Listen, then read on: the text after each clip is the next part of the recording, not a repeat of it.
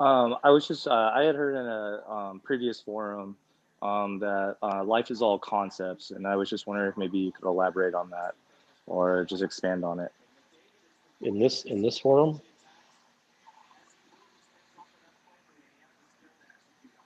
Hello? Yes. Okay. I think somebody had asked, and it was a wonderful question. Is there Which is anything? why. So, I'm sorry. Yeah. Is there anything that isn't a concept? And the answer is no. The answer that is most relevant to you, the answer is no. I mean, there is the truth is not a concept, but that really isn't available to you yet. So everything that you have in your head absolutely is a concept. Thank you. Sure.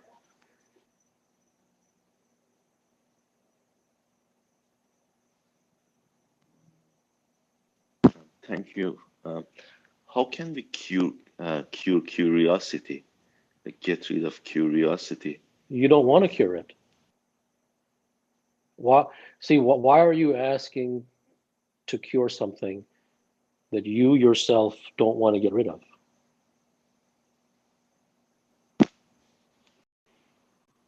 Thank you.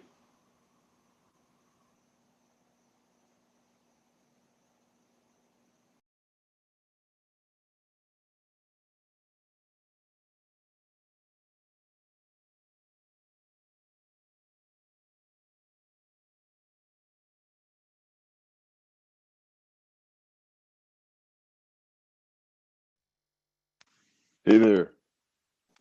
Hello? What's the last thing that made you laugh? You see, I knew this was going to be a nonsense question because you don't follow me. And you don't have to follow me. Don't take it the wrong way. And it's guaranteed to be taken the wrong way.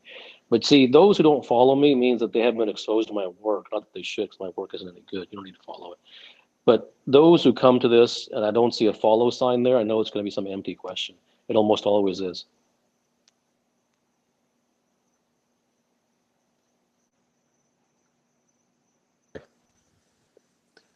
What are some ways to transcend the mind? There's no way that I can answer that in this forum.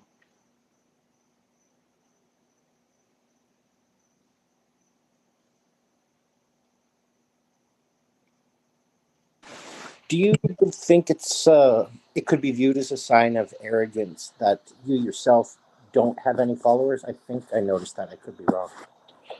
No, I think it's a sign of stupidity that I chose to answer your question because you don't follow me.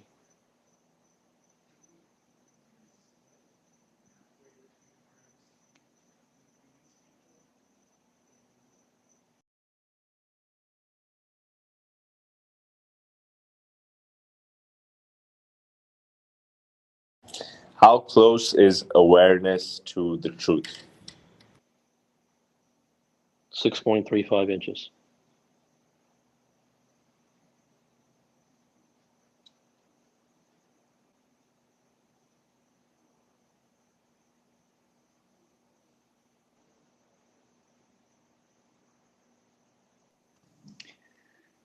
Yeah, hi. If curiosity creates doubt, how do you best handle it? Wait a minute. It's a self-pass. So you come in with a phrase, you come in with a preset notion that you yourself have, then you ask a question about a preset notion that you came in with. So why are you bringing me into this?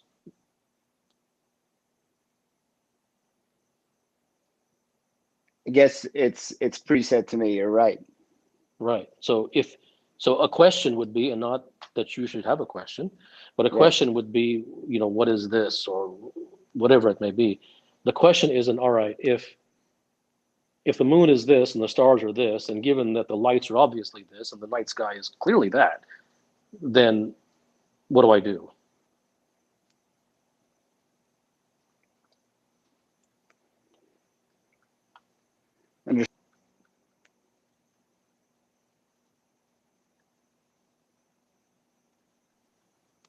Hi, thanks for having me up. Mm-hmm. So I discovered you through Naval's podcast. I've been digging into all your podcasts that you've ever essentially been on, all your readings, all your books. for the last 4 or 5 weeks, and they've really, really resonated with me, especially the stuff about athletes and athletes that become great and how they really differentiated themselves from the pack. And I sort of keep coming back to this concept or this idea of a search for the truth really being an inward facing But I journey. would say but I have to say this because Sure. it had a pinch to that wasn't really true. I don't really talk about athletes who have become great and separated themselves. I don't think that I ever put any athlete on a pedestal. In fact, I think, and I'm sure I mentioned Tiger, and Tiger was a Yeah. rare breed, and okay, but Yeah. in general, I don't do that, and I guess more of the essence of where I tend to go is in the direction of, well, no one's really great, and even the guys you see on TV are really not that great, and becoming a legend and otherworldly are things that are beyond even people you see on TV. So that's kind of more of where I go. Gotcha. Okay. What really stood out to me was just these, like Tiger, for example, you'd say would show up and practice before anyone was even there. No one would even see him do it. He didn't really socialize with a lot of the other players. And so much of this stuff that you write about has resonated with me because I've always been very solitary. I've always aspired to master a craft that I've been working at. And I actually saw this as a problem a couple of years ago because I was so much on an island by myself. I was the executive director of a team. They all saw me as the boss. I couldn't socialize with them. I didn't really think in the same ways that the masses thought. I didn't want to go out and have beers after work. And on one hand, a lot of your work and writing has gotten me okay with the fact that the path that I'm on is perhaps a solitary one on purpose. The thing I can't really reconcile is that if the search for the truth is really about what is natural, and the truth is natural, and we know that relationships are based on attachment and desire and these non-truthful things, but it requires biological life. It requires me to, in a way, have desire for another person. Engage in Biology. physical pleasure. But the reason that you came together with someone isn't because of biology. So biology is none of your business. Okay. Right? You didn't create biology, so that isn't Sure. on your palette. That isn't on your to-do list. The biology of creation, right? That isn't one of your responsibilities, right? So you're kind of taking. I mean, and actually, intellectuals do this. They say things like, "Well, when we were, hunter-gatherers," and it's irrelevant. It's just trying to justify the status quo. Biology is nature's business. You stay in your own lane. Well, so is it okay then for a father to have preferential treatment for his mate or wife or child, or is that attachment? What do you mean by okay? There Right. are no rules, right? So sure. And I think perhaps the most instructive thing about these questions that people ask is to turn the person and have him face not me, but to have him face his own question, and to learn from him, and to learn from his own question, not the answer to the question, but why he's asking the question and what he's really asking. And so what you are presenting is yet another example of, and this is a pattern that for the serious person may want to realize it.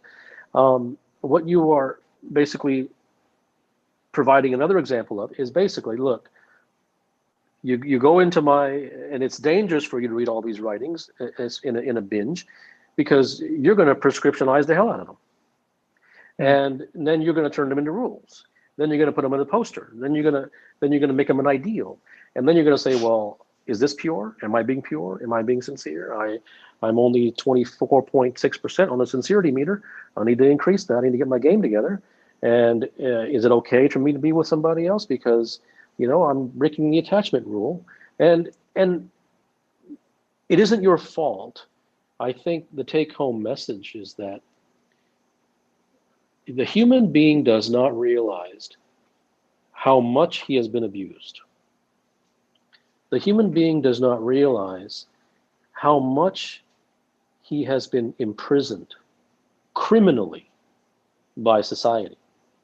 He doesn't realize, he doesn't even have the foggiest concept of how irreversibly damaged he has become by society. And one of the most fundamental ways in which he has become damaged is evidenced by your question, to prescriptionize everything. And there's no point in saying don't prescriptionize it, because that's all you know. Yeah. It would be unfair to say don't. If I say don't prescription, what are you going to do? You don't have, it's all you know. So the only thing you can do is understand that. Right. Is to understand your own affliction. And if you truly understand your own affliction,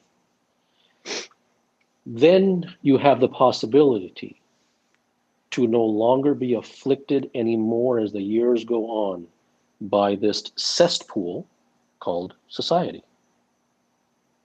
Mm-hmm.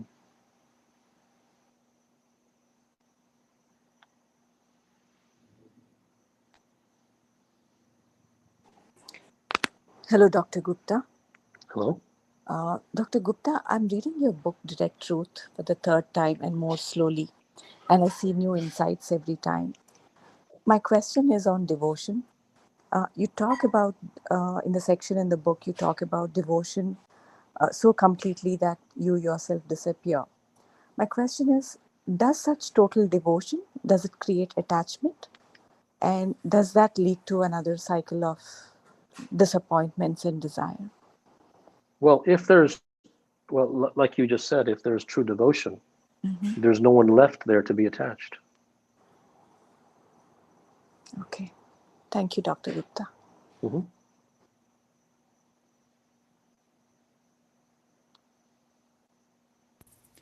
Hi, Dr. Gupta. Thanks for pulling me up here. Sure.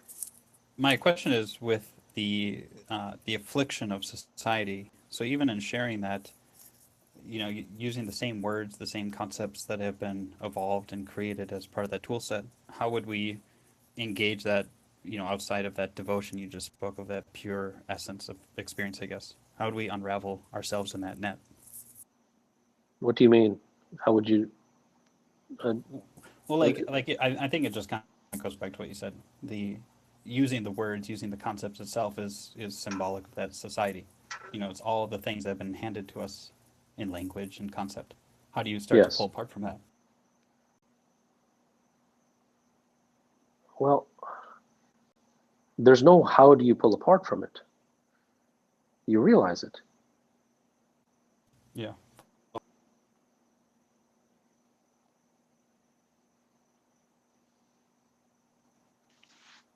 Hi. Hello? So I've been thinking about what we talked about last time, and I don't fully understand what it means to be diseased by society, specific in relation to the experience of the mind fighting the mind. I've been noticing how often I'm in an internal like lose-lose state of, I think what you refer to as like the mind fighting the mind. I don't pursue my true desires because I'm afraid of the inevitable rejection. And then I resent that rejection because I don't fulfill my desires. And when I look at myself and I ask for the truth there, I have to be honest that my actual greatest desire is to avoid rejection because that's what I'm currently doing. I wish that I wish I could accept that and be content with that truth, but I feel like it doesn't work because the other desire is still there, and like it can't work. It can't work for you. It's never going to work. I know you mentioned that last time, but I don't get it. Oh, did I? Okay, well then I'm consistent, and I don't mean to be consistent. But the reason that it can't work is because you value people. This is what you meant by I was diseased, like society, like I was diseased by societal, or I don't know what I meant by what. I'm not saying that you value the masses. Like when someone says "good job," you value that. Mm-hmm. When someone gives you praise, and when someone likes your work, and when someone pats you on the back, you value that. You think there's something there. Therefore, it's impossible for you to get away.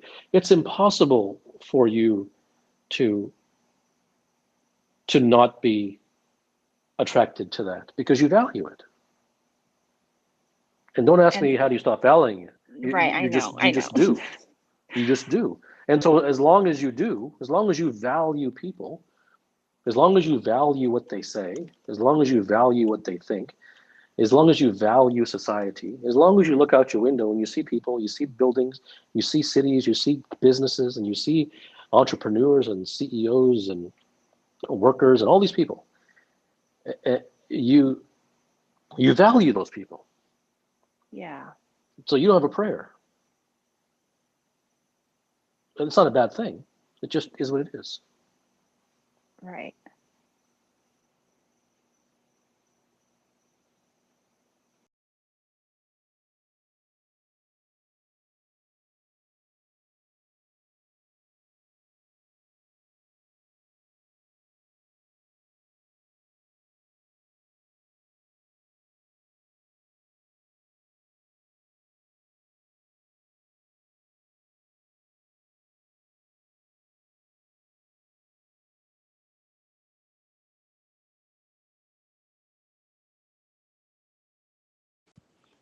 Why are you being such an asshole to people?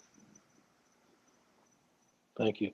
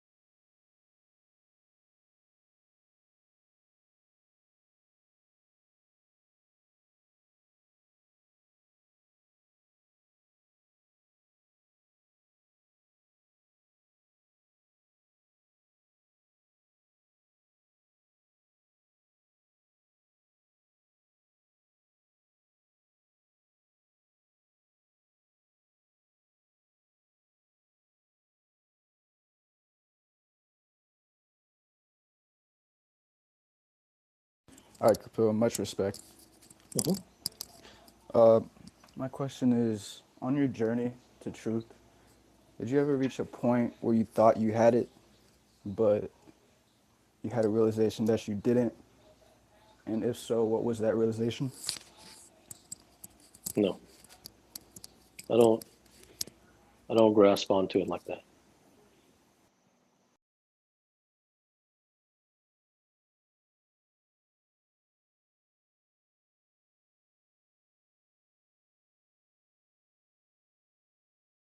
Who are you?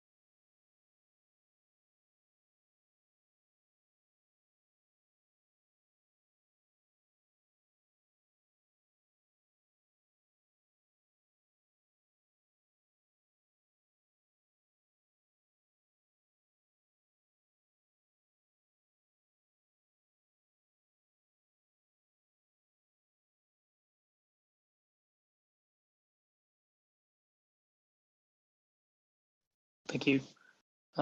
I've seen some of your tweets.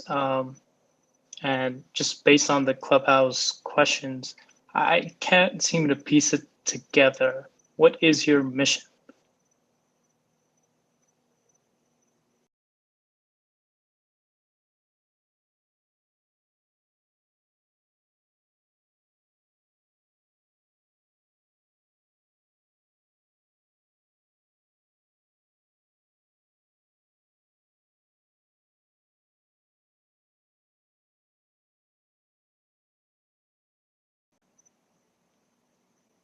Another societal tenant.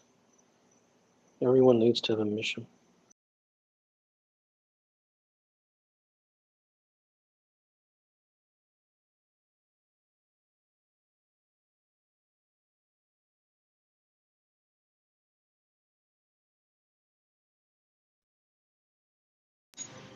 Do you think that you are God?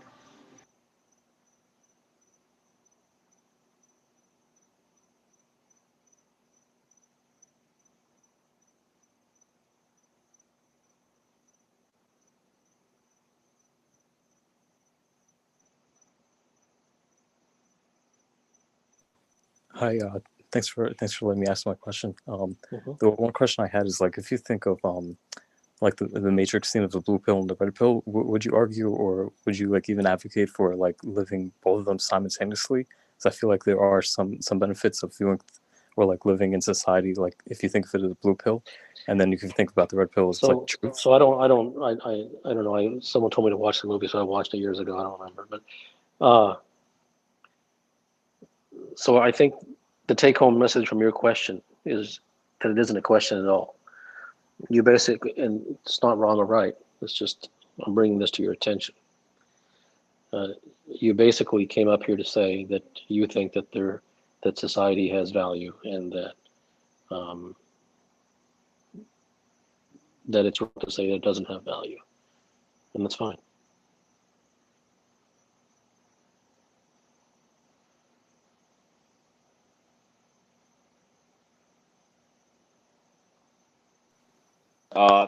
Thank you for having me up again, Dr. Gupta. Just a quick one. You say the greatest freedom that we have is the freedom to walk away from ourselves. Just wanted to know in terms You see, of no, how. wait, stop. Mhm.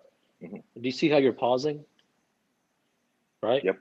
So you had the quote in mind, Right. and this is how the mind works. So I could see your mind working. So you had the quote in mind, so you knew exactly what you were going to say there because the quote was fresh. And then you faded off, okay?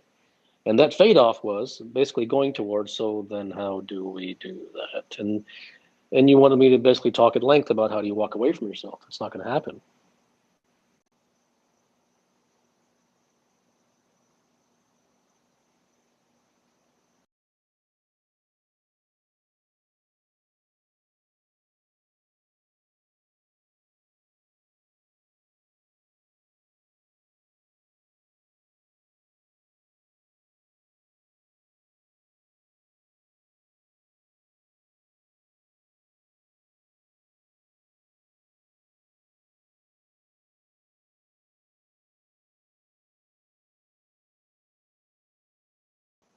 It's interesting that the same individuals are the ones who keep asking questions. And you know, the interesting part about that is that's very instructive. Because if it's the same individuals who keep asking the questions, it demonstrates yet another behavioral element of human beings is no number of answers is enough because the human isn't really looking for the answer. He's just looking to ask questions.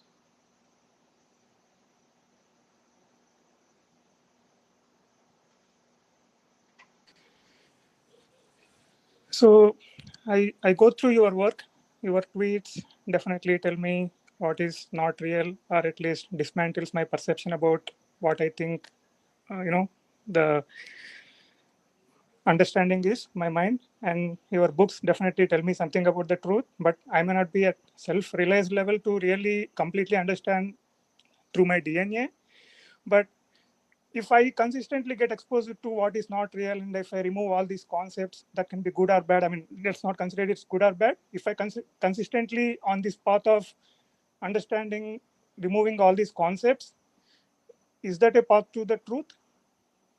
Uh, it is a path for the truth based upon one condition.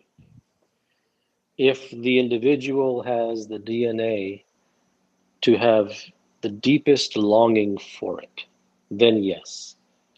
But so it should be my oxygen. it shouldn't be anything. If you truly get somewhere with it, then that and that alone will tell you if you had the DNA for it.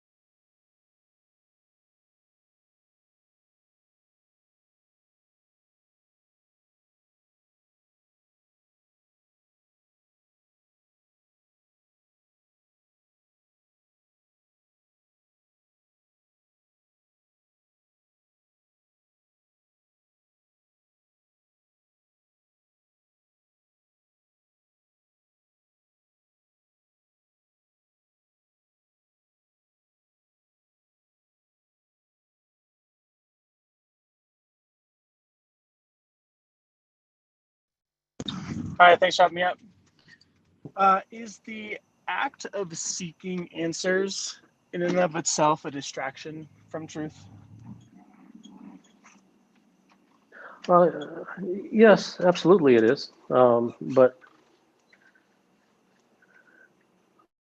I think it's the realization that human beings have been conditioned to seek answers because they don't know what else to do.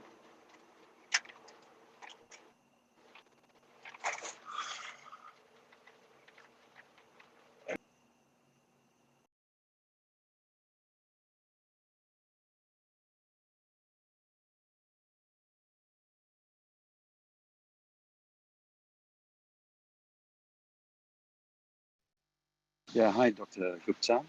Yes. I find the truth very paradoxical. So no prescription is a prescription. It's almost like a Wait, catch-22. Stop. It's how you view it. So if you view, I have never said that you shouldn't follow prescriptions. I've never said that. If you distill, reduce, and summarize my words according to your choosing, which in this case would be no prescriptions, then you have absolutely created a prescription. But that wasn't my doing. I don't recommend that anyone abandon prescriptions. I don't recommend that anyone pursue prescriptions. But I have delineated the peril of prescriptions. But everything's fraught with peril. People smoke every single day. That's fraught with peril. So peril isn't enough to stop someone, and I have no intent of stopping anyone. But if someone wishes to look into prescriptions and discover why it is that I may be saying that they're perilous, or why it is that they could be perilous for you, then that isn't a prescription. But it isn't good because it isn't a prescription. It's effective because that can go somewhere. So you have prescriptionized no prescriptions. Yes.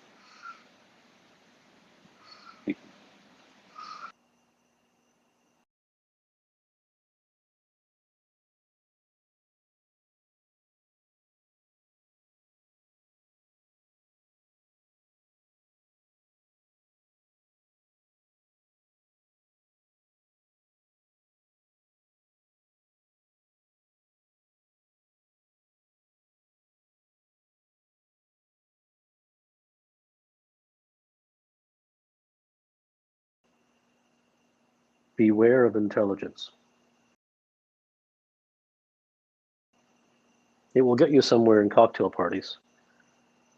It will get you nowhere in the domain of the mind.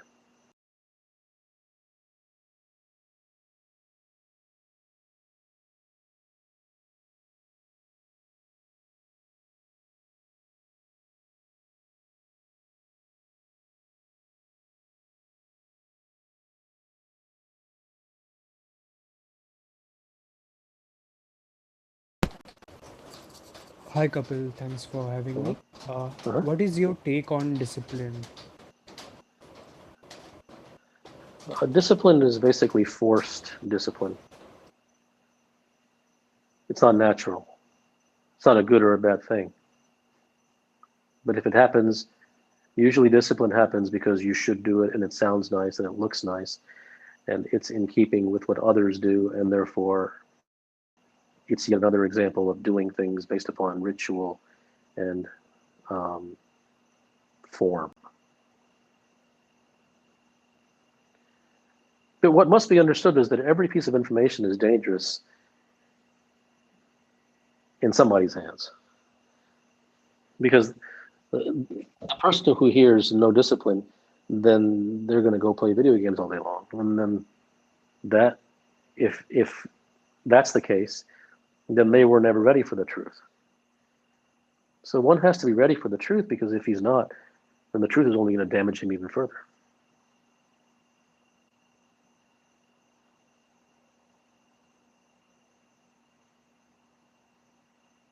Hi. I had to ask, like, why do we even have to look for the truth? It seems Wait, stop. sometimes. But show me the document in which I said that you should look for the truth. Why did you ask, why should we even look for the truth? I never told you to look for the truth. So it's only for you to ask, why should we look for the truth? That would only be in response to someone who told you to look for it. Makes sense.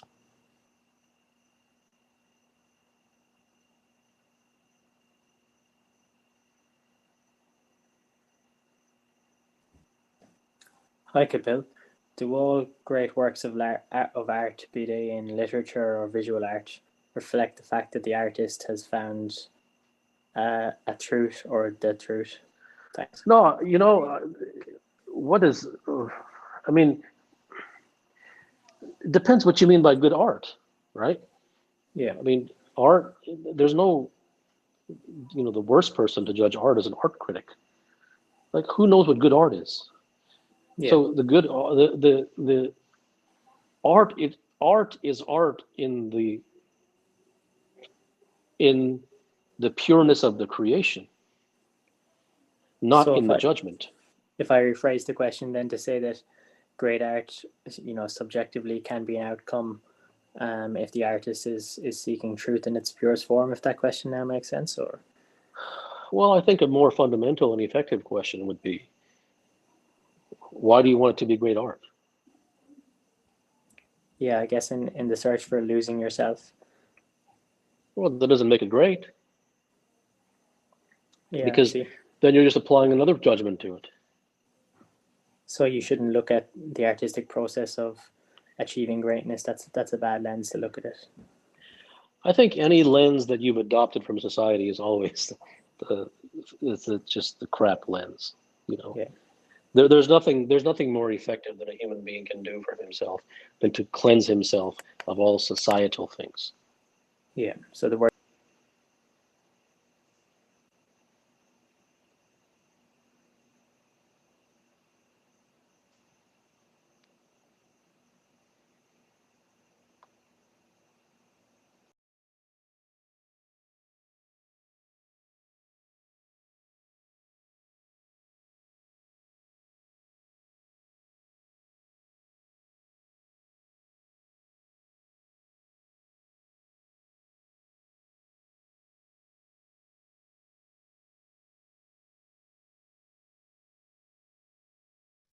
Hey, I've always found that I've executed at my best when I'm just feeling nothing at all. Is there an aspect of truth to not feeling anything at all? I don't know what you're asking. Okay. Well, thank you.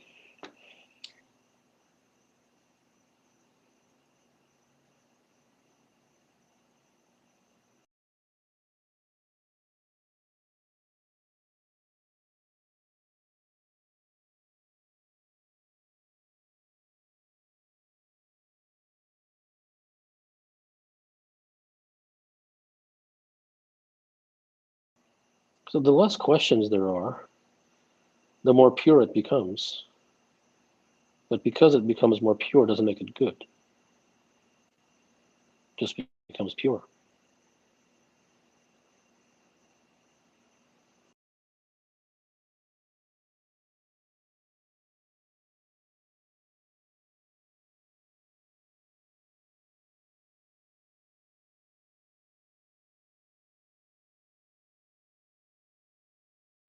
Someone had asked earlier, should we look for the truth or why should we look for the truth? And that got me thinking to ask this question, which is, do you believe that humans have some sort of moral responsibility to look for the truth? You must be new in these parts.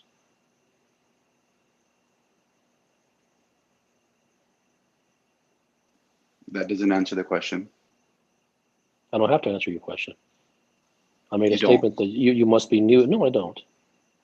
You Right. must I be said new in these parts. yes, and I said that doesn't answer the question. I didn't say you have to answer the question. You must be new in these parts.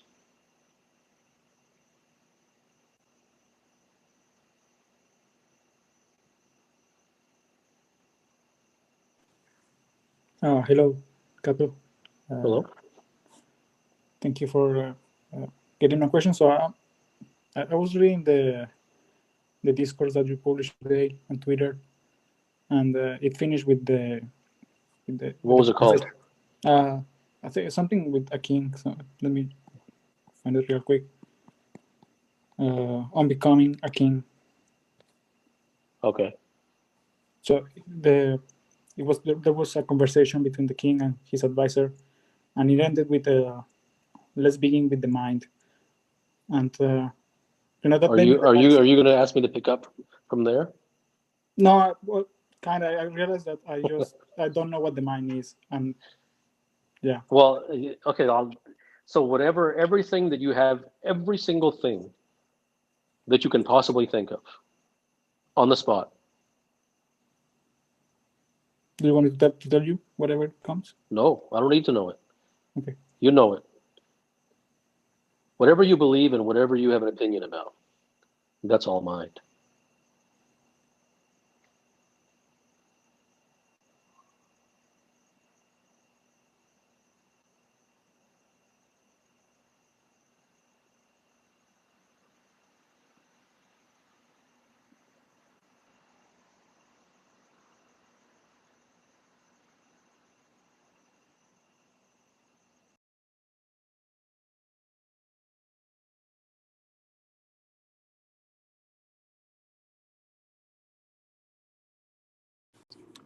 Hey, Kapil, appreciate the time. Uh-huh. In your room a few days ago, we talked about the arrival and realization of truth and understanding alone simply being enough.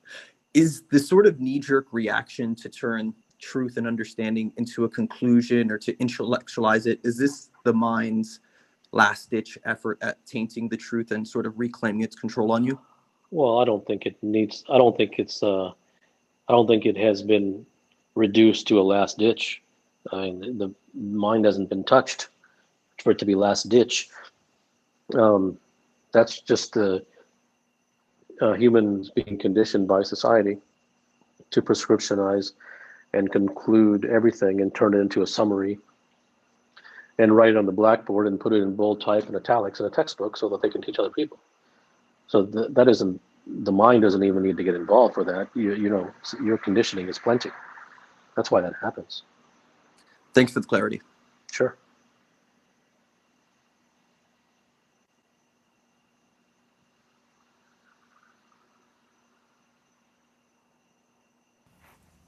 Dr. Gupta, a few Clubhouse sessions ago, I'd asked you a question about relationship with parents, and as I have looked into that a little bit, I've been seeing that a lot of what I say to my parents is coming from a place of not wanting to be controlled by them, and especially when it comes to conversations about like, you know, things I'm doing in life and future and etc.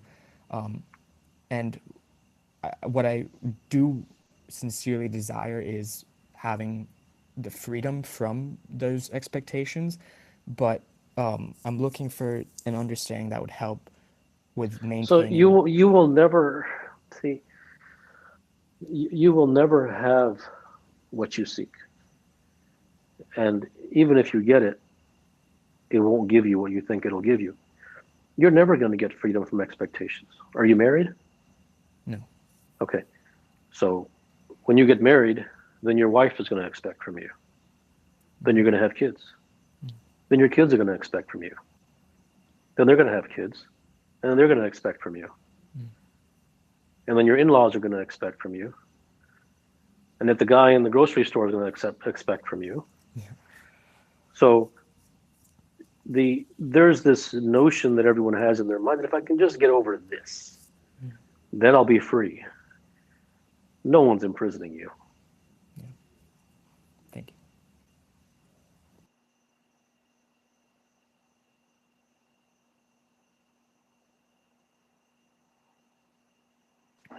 Hello. Can you hear me? Yes.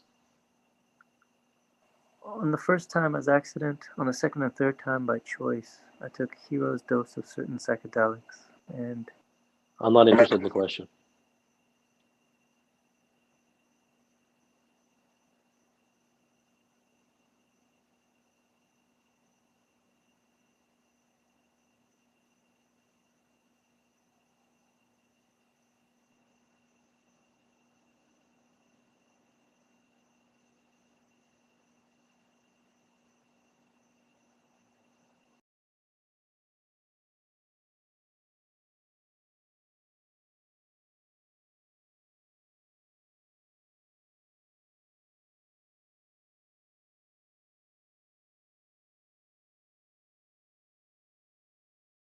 Hi, thanks. What's one thing that I or anyone can do first I can thing in the already tell morning? this is going to be a non-starter. I Okay. can already tell this is not going to go anywhere. Okay. You know, you can tell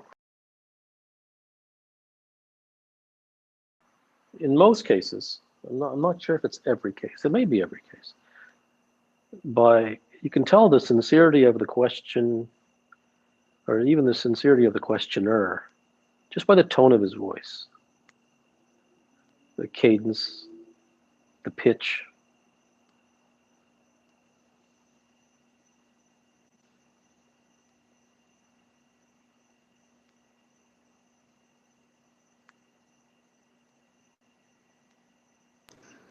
Hello.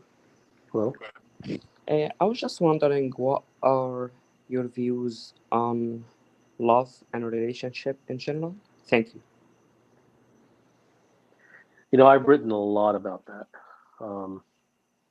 I don't, there's no summary to it. I think everything that a human being knows as love is really attachment. It doesn't mean that the love doesn't exist somewhere somehow. You know, maybe in the most primal and fundamental bond between a mother and a child, and that too in specific moments.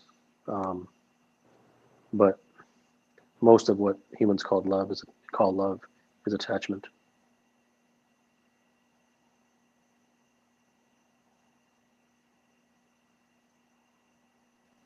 Hi, Kapil.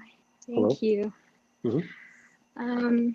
So I asked you the question, what is not a concept, a long time ago. Oh, that was you. Okay. Yes, and it's been, I'm still stuck with this question. I even told you about it at your last session. And I'm still stuck with this question. It's as if it's an irreplaceable question in my head. The more I entertain like the idea that everything is a concept, then nothing, like the more I feel then there's nothing is left. nothing else is almost, yes. And so and therefore nothing being I left is not acceptable to you, and it makes you uncomfortable, because then what are you supposed to do, and what are you supposed to think, and then where are you supposed to go, and then what do you... No, so sorry, please go ahead. No, go ahead. So I stopped asking questions for the last couple of days in general, like to myself. And when I looked at the mirror, like as if I was looking at just like not me, but as at just like any animal, like I don't know, just a sheep or something, like I do look at, you know, any other things. I was kind of scared, actually. It's as if I've looked at myself so much on the mirror, like it became so familiar, like I guess my image with myself. And it became so familiar to the level, in a way, I guess I was convinced that I knew myself. So that's one. I thought like I would be thinking, you know, it would be fascinating, but it was kind of scary and weird more than fascinating experience. Like just like eyes, you know, like nose that smells something, like it, I don't know, it's so weird. And I do admit that I'm mechanically trained to ask like visceral questions for which my intellectual brain, as you say, is always excited to match the expected answer and like sort of nod and like feel good about it and etc. So I'm kind of tired of that experience as well in a way, like not interested at all. I'm like, so again, with the question of concept, like what is not a concept, the only thing that I could find in my head that is not attached to like a concept or some sort of attachment or like anything is death. Like if you ask me what is it, I would say like, you know, my mechanical mouth would literally say like, oh, it's something that comes, like I mean it's the only truth or something like that. I don't know, I would just like So you're gonna have to wrap it up with a question.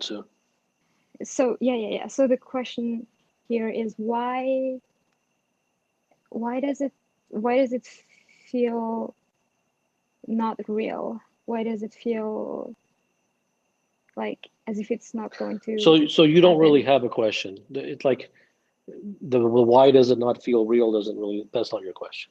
The death. Huh? I'm sorry. Okay, so that's not your question, because because if you say why does it not feel real, I say, well, because it doesn't feel real because of this, and then you're going to say, oh, okay, you're not going to be satisfied. Okay, so you are groping through this miasma, you know, this opaque lens of figuring out what isn't a concept, and that's just where you are right now. So you're not in a place to create a question aside from just a question in the form of a question. So that's just where you are.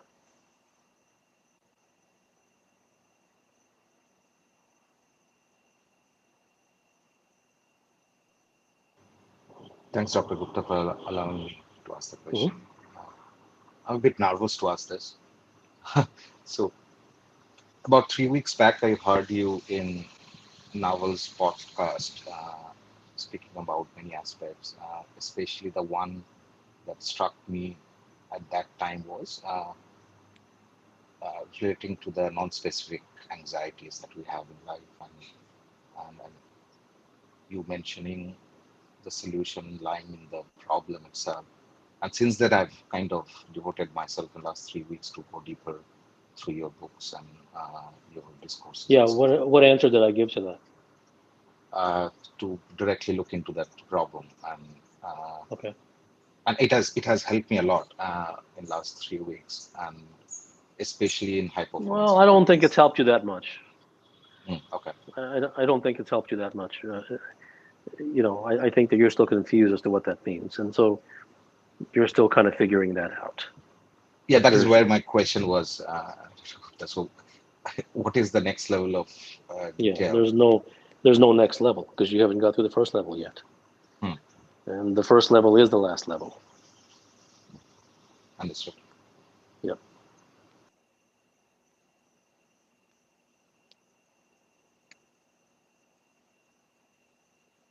So my question kind of relates to the previous question, so hopefully it's not kind of duplicating on that. So it's about the solution lying in the problem. So my biggest mind problem is money. I want to make money. And so I listened to you and you kind of discussed how the solution lies in the money itself or the money problem itself. But I'm kind of stuck at a point where how I'm trying to figure out how to kind of think about money, whether it's like, what is money? Where does it come from, etc., or it's more like, why do I need money? So, well, I don't think that you're intrigued by those questions. I think those are just intellectual curiosity. I think the bottom line is fundamentally you're interested in making money.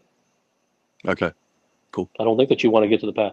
I don't think that you want to get to the point where, because even if you go there, you're still going to come back to yourself with, yeah, but the fact is I want to make money. Correct. Yeah. I'm back at square one again. Yeah, totally. Yeah, All right, that's perfect. Right. That's right. Yeah. Thanks.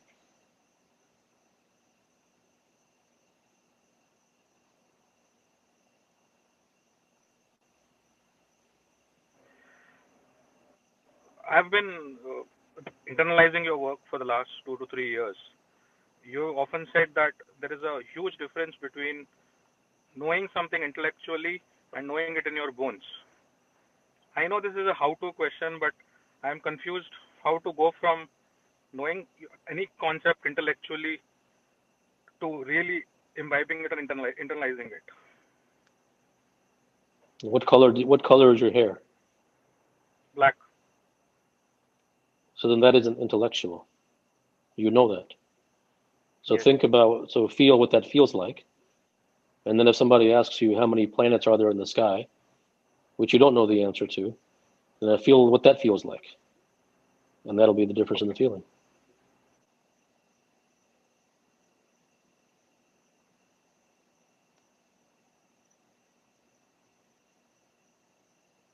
Hello. Hello? Hi. So I've been learning a lot about quantum mechanics since I've been on Clubhouse, and it's answered a question for me that I've always asked about how energy is created, like, like the thing with the electron that creates itself. And I'm a bit of an atheist, but I'm really agnostic, but I think that there's some sort of structure, some invisible structure. So I guess my question is there some sort of invisible structure that is pushing power into our atmosphere that we just haven't figured out yet because we don't have the technology? I don't know the answer to your question because I don't think the question has any relevance. Because the most acute problem of your life and everyone else's life is the acute problems of your life. Mm-hmm. And the rest is all intellectual. And if you said to that, okay, that's fine. No, I didn't. Okay, so whatever the acute problems of your life are, then those are the things that will. No, I disagree. Actually, I can't figure out what I want to okay. do with my life because I'm not for sure about the environment that my life is in. I mean, I know all of these structures that people are telling me I'm supposed to do in my life, but I have this feeling on the inside that is something much more than that, and so I keep concentrating on that instead. Yeah, it's absolutely right. I mean, your life is much more than everyone tells you it is, but I just don't know where you are with regard to what sort of DNA you have to discover what you really want to do in this life. But all this energy stuff and who pushes it into the atmosphere, I can't help you there. Well, I think I'm at the point where it's like I feel like I have a bit of a clairvoyance or like an innate knowing to certain things, and I follow them and it works out for me, but I just don't understand why. And most people in my life tell me to stop following it, but I continue to do it. I just wish I had a better way to explain why. Right. I think the greatest danger in your life is other people.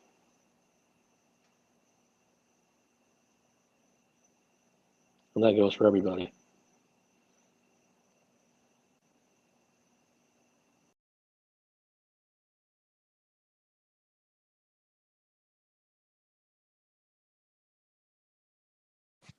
Hi. Hello. With the current advancement of the technologies that we see right now, people are getting more and more segregated. They are living on their own, and I guess Well, people are. I guess this is sort of a community thing to bring people together and connection. I see that you don't follow me, so chances are that you don't. You're kind of bringing some societal stuff into here. Is that true? This is getting to be a communal question, how to bring people together and No, not to be segregated and all that stuff. Where no, are no, you going no. with this?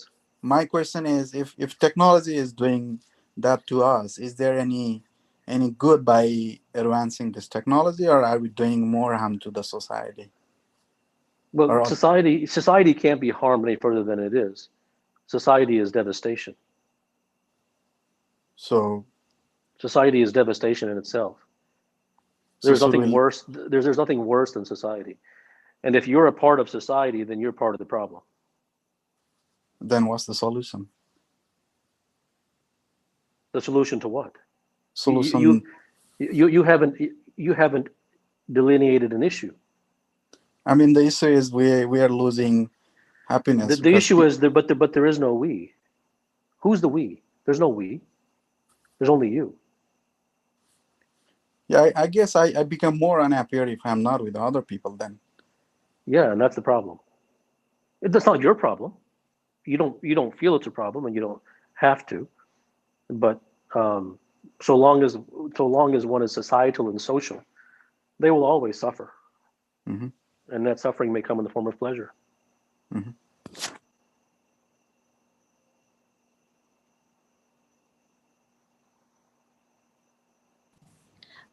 Hi, Dr. Gupta. Hello. Hi. What is the truth to memories? Because I find myself caught up in memories, whether it be good memories or bad memories, and they haunt me like many times, repeatedly. It's a great question, and I don't think memories are the only thing that haunt you. I'm not saying just you, every human being. I don't think memory is the only thing that haunts you. The anxieties of the future haunt you too. Everything haunts you. So it really is only to delineate one face of the problem to say, well, this part of the mind haunts me. Now, every part of the mind haunts you. You're haunted day and night. And only a few moments, maybe every day, maybe once a week, maybe every other day, maybe only on Wednesdays and Saturdays, you have a brief moment of happiness. And then the Dalai Lama comes along and tells you that all human beings, the goal of life is to be happy. And then you try to turn Wednesdays and Saturdays into the rest of the week too, to try to get more happiness. And that's also a haunting. So what must be realized is that everything in your mind is a haunting, not just memories. So even if I were to cure your memory problem, you would still be haunted by anxiety, and you would still be haunted by emotion that wasn't related to memory, and you'd still be haunted by the negative circumstance that you faced today and all that. Thank you. Mm-hmm.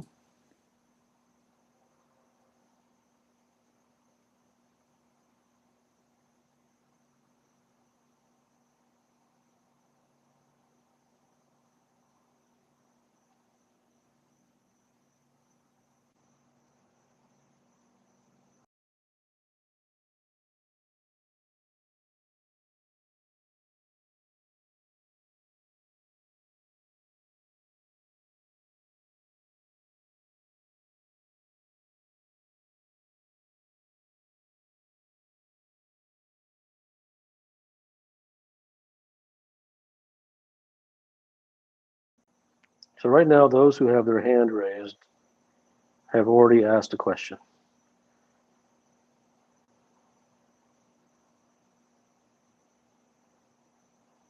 I'm going to keep it open for those who haven't asked a question. The serial questioners are the ones who go nowhere.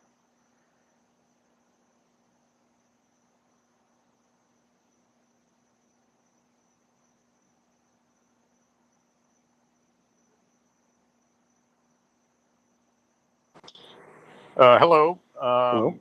I'm going to sort of steer this toward golf. Any tips as far as quieting the mind? You've already lost me.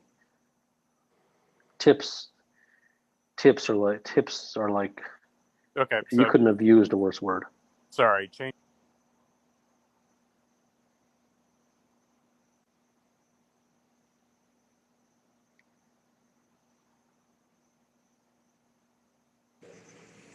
Hi there, I'm Shaker.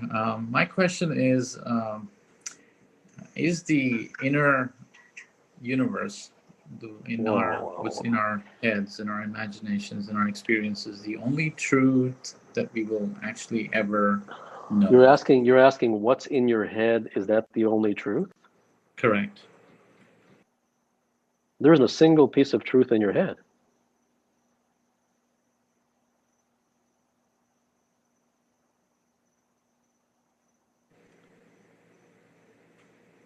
As in, is the only thing I will truly know is myself and my experiences.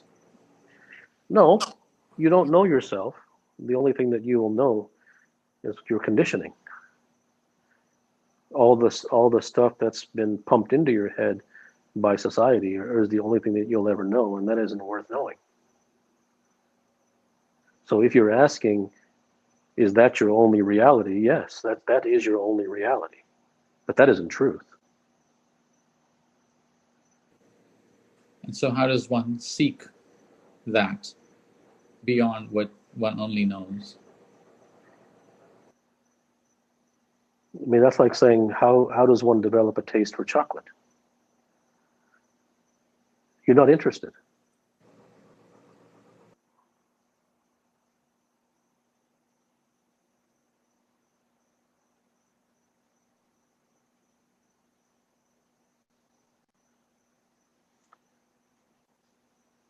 Hello?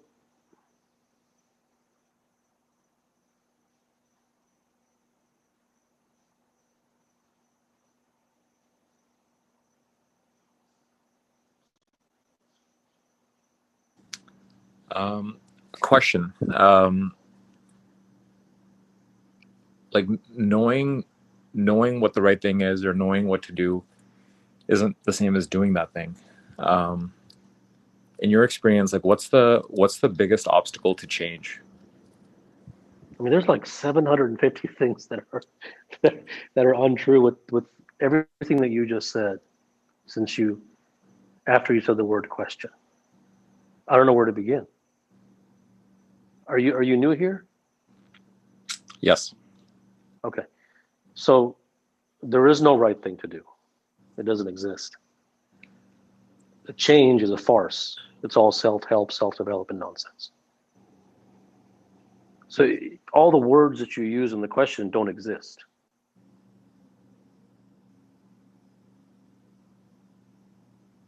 So there's many levels of understanding that will have to take place. They don't have to take place, but they will have to take place if you insist upon the question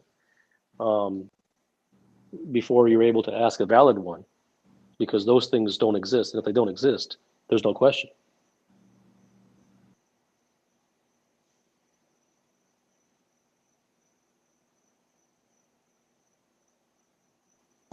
Hi, Dr. Gupta. Thank you for Hello? taking my question. Mm-hmm. Hi. Thank you for taking my question.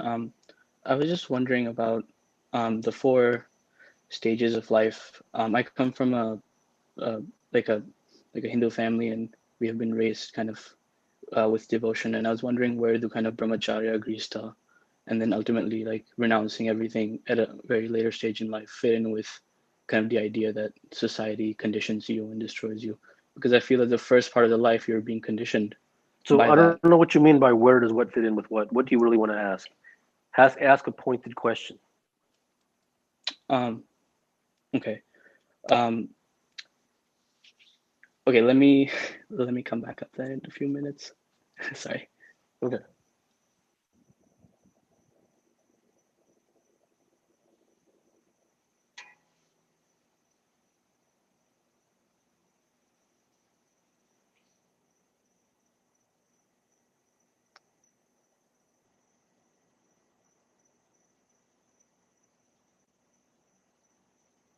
Hello, Dr. Gupta. Hello? My question is how to live in a moment.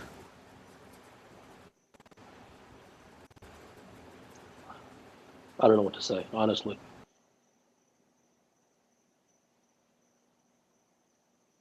The app should just explode when questions like that come. At least the room should just shut down. Or at least the questioner should just vaporize from the room or something.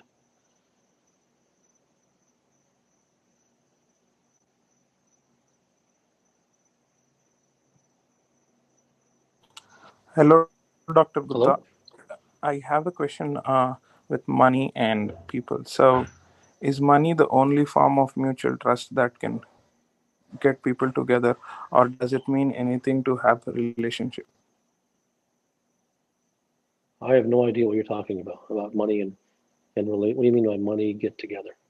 Money get people together. I don't know what you're saying. I meant like, is money the only form of cooperation, or is there anything else regarding emotions which can form bonds? I'm sorry. I don't understand your question.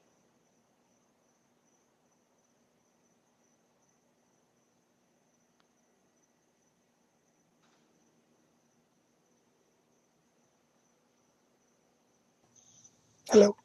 Hello? Is there anything beyond opinion?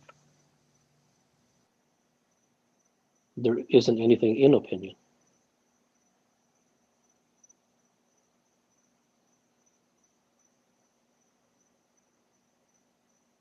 I have one question. Is understanding and arrival and realization are the closer, or feeling is the closest to the truth, or Well, these are all words. I mean, the words are very limited in their ability to delineate what actually is directly trying to be stated. So, I mean, what one person calls realization, somebody else may call enlightenment, somebody else may call enlightenment, somebody else may call moksha, somebody else may call freedom. So it's these things. It's however you want to look at it. I mean, that's why definitions don't go anywhere.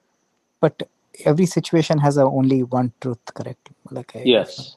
Yes, every situation has, well, it doesn't even matter if there's only one. The point is, every situation has a truth, and the key, the significance behind that statement is no situation has a right or wrong. None. Okay. There's no right or wrong, but there is a truth. Thank you. Mm-hmm.